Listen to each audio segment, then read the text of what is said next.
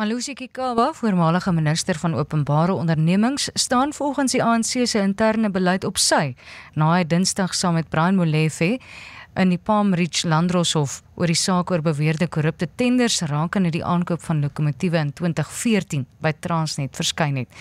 Die VF+ eis ook onmiddellik hulle bedankings as LP's in die parlement en vir meer hieroor sluit ek aan by Philip van Staden, VF+ LP en woordvoerder. Goeiemôre Philip. Goeiemôre Estie, lekker om weer te gesels en goeiemôre aan die luisteraars. Die ANC se interne op sy staan reël dadelik, dit is nou in werking gestel en Malusi Gigaba sê hy staan op sy, maar hy gaan steeds aanbly as LP. Julle terugvoer hierop. Ek wil so half sarkasties sê, ek dink is baie edel van hom dit te doen. Ek het gesien sy uitspraak vanoggend dat hy gesê hy doen dit omrede hy lief is vir die ANC in Suid-Afrika. Dis net weer 'n bewys dat hy self en die ANC hulle belange stel bo die belange van Suid-Afrika en die bevolking in geheel, en dit is problematies. Ons standpunt rondom hierdie saak is dat daar geen genade getoon moet word aan korrupte persone wat staatsentiteite in effek deur die belastingbetaler besteel en beroof nie, en hierdie persone wat daarvoor verantwoordelik is, moet die gevolge daarvan begin dra. Ons verwag dus dat die ANC, ook goed, hy het nou sy interne op sy staan reël van stapel gestuur, Gigaba het nou daartoe ingegee, maar ons dring nog steeds daarop aan dat hy sal moet bedank as LP, as lid van die parlement, dieselfde met Molefe van MK, hulle sal ook nou woord by die daad moet voeg en wys dat hulle ernstig is oor hulle sterk anti-korrupsie retoriek, om Brian Molefe ook van sy amp as LP te onthef. Die feit van die saak is, jy kan nie as lid van die parlement dien en jy is betrokke by korrupte aktiwiteite nie, want as jy lid is van die parlement, is jy gemeenskapsleier, jy is 'n leier van die land, en wat se boodskap stuur dit vir die mense na buite, en ons moet begin hard optree teen hierdie mense, hulle moet uit hierdie ampte onthef word. Philip, ons tyd is ongelukkig beperk, as jy net vir ons so kortliks, want kyk, dit is 'n lang saak, die Transnet saak loop nou al vir langer as 'n dekade, net so in kort vir ons die hooftrekke van hierdie saak kan uitlig. Ja goed, Gigaba, Brian Molefe, Singh Gama en Jani was almal verbonde aan Transnet. Nou jy sal onthou dat Transnet was vroeër die 2024 bedeling was dit deel van die openbare ondernemingsportefeulje gewees. En tydens hierdie tydperk as sy minister in hierdie ampt was hy betrokke by die Guptas gewees en waarvan hy groot bedrag geld vanaf hulle ontvang het. Hy was onder die wat by die Sondekommissie by staatskaping betrek is en hy was uitgewys as die iemand 'n hulpmiddel was in die fasilitering vir die Gupta familie.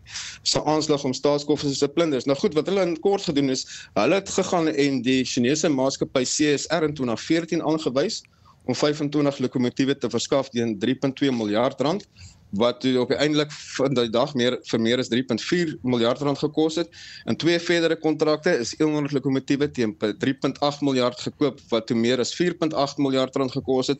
En daar was ook 1064 lokomotiewe teen 38.1 miljard rand aangekoop, wat op die einde van die dag 54 miljard rand gekos het. So hulle word nou eintlik aangekla van korrupsie, bedrog, die oortreding van die wet op openbare finansiële bestuur, asook dan die oortreding van die maatskappywet. Philip, net so kortliks, goed, hulle is nou nog nie skuldig bevind nie. Die sake is teen hulle gemaak en daarom seker kan aanbly as LP totdat jy skuldig bevind is. Ek sal graag net jou uitgangspunt daarop wil hoor. Maar Gigaba is dan nou nog steeds mede-voorsitter van die gesamentlike staande komitee oor verdediging, as ook lid van die portefeulje komitee vir handel, nywerheid en mededinging, en Molefe dien ook as lid op die portefeulje komitee vir elektrisiteit en energie, en staande komitee vir finansies, as ook nog 'n komitee wat hier ingesluit word. Wat is hulle invloed? En dan ook gegeewe die sake wat teen hulle gemaak is? Jy moet onthou, hierdie portefeuljes wat hulle opdien en beklee in die parlement is baie hoë hoe kan ek noem, profielportefeuljes. Dis portefeuljes wat invloed het op die begroting van die parlement, die finansies van die land, in samewerking met tesorie ensovoorts. Jy moet onthou, 'n lid van die parlement aan die begin van sy termyn lê ons 'n eed af, dat ons getrou sal wees in die Republiek en die grondwet, asook 'n belofte dat ons pligte na die beste van ons vermoë sal uitvoer. Nou hierdie eed word voor die hoofregter tydens die eerste sitting van die parlement afgelê en dit is 'n voorvereiste vir die uitvoering van ons pligte. En daarom is die VF+ van mening dat hierdie eed en belofte op hierdie stadium heeltemal misken en geskend word deur hul onwettige aktiwiteite en dat hierdie mense nie langer as lede van die nasionale vergadering of die parlement kan dien nie. Hulle moes in elk geval Gigaba nooit deur die ANC op die kandidatenlys geplaas gewees het nie, want meneer Frank Chikane wat daai tyd die ANC se interne integriteitskomitee voorsitter was voor die 2024 verkiesing het aanbeveel dat hy en ander leiers van die ANC nie vir die parlement genomineer moet word weens die Zondo-kommissie se bevinde teen hulle. Maar die ANC het voortgegaan en Frikkie Gigaba op die lys van nasionale kandidaate geplaas waarna hy toe verkies was tydens die 24 verkiesing as LP in die nasionale vergadering. So hy moes nooit in die eerste plek tot die parlement verkies gewees het of op die ANC se kandidaatelys geplaas gewees het nie. Dieselfde met die ander lede van die MK ook. Maar Philip, die ANC is nou baie tevrede. Fikile Mbalula het Malusi Gigaba geprys vir sy optrede.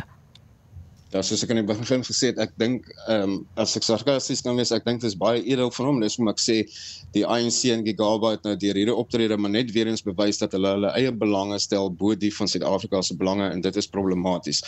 Ek dink die boodskap moet duidelik uitgestuur word dat daar is geensins meer enige plek vir korruptes in Suid-Afrika nie en sulke persone moet die straf kry wat hulle toekom en daar moet ferm teen hulle opgetree word. Ons kan nie langer toelaat dat sake aangaan soos dit aangaan nie, want Suid-Afrikaners is moeg vir korrupte amptenare, hulle is moeg vir leiers, hulle is moeg vir korrupte politici en die mense moet dit is 'n probleem. Jy kan nie na die parlement gestuur word en jy aanwend staatsfondse en misbruik die belastingbetaler se geld of beroof en besteel die belastingbetaler nie.